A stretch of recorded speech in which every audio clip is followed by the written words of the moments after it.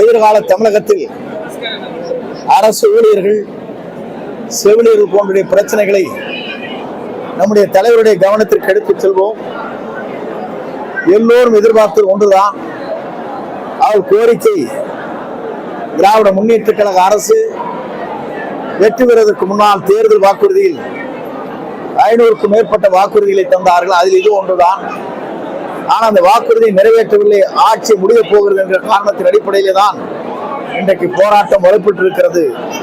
இந்த போராட்டம் நடத்துவதற்கு எதிர்கால தமிழகத்தை ஆளப்போகிற நம்முடைய வெற்றி கழகத்துடைய தலைவர் நல்ல ஆட்சியை தமிழகத்தில் நடத்துவார்.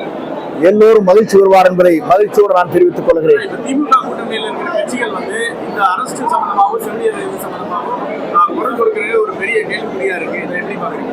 அவர்களை பொறுத்தவரையிலும் கூட்டணி இருந்து கொள்ள வேண்டும் என்று விரும்புகிறார்கள்.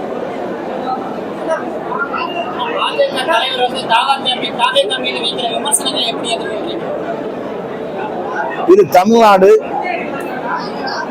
தமிழ்நாட்டை பொறுத்தவரை மத்திய அரசு சொல்வதற்கு வாய்ப்பில்லை.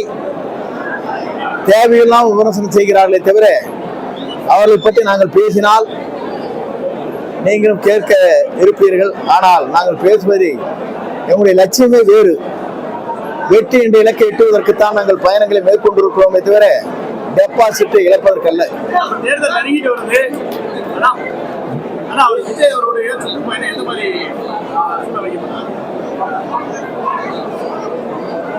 பொதுவாக அவருடைய சுற்றுப்பயணம்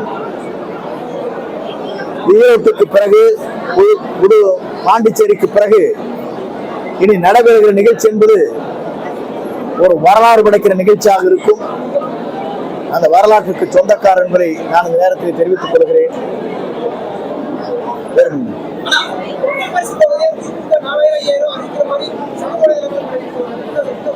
அதற்கு காரணம் தேர்தல் பயம். அதிமுக பாஜக கூட்டணியில திமுக தான் அந்த ஒரு பட்டியலை வெளியிட்டுன்னு சொல்லி ஜெயக்குமார் சொல்லியிருக்காரு. எப்படி பாக்குறீங்க? அப்படி என்றால் அன்றைக்கே அவர்கள் சொல்லி இருக்க வேண்டும்.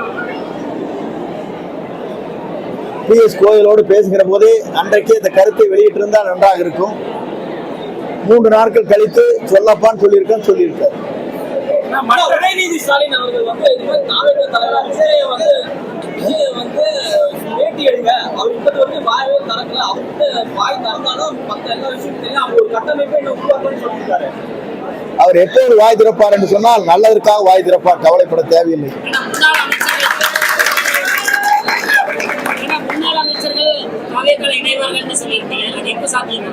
உங்களுக்குள் சாத்தியமாகும். ஆனா இப்ப நீங்க விஜய் சார் தளபதினு சொல்றீங்க.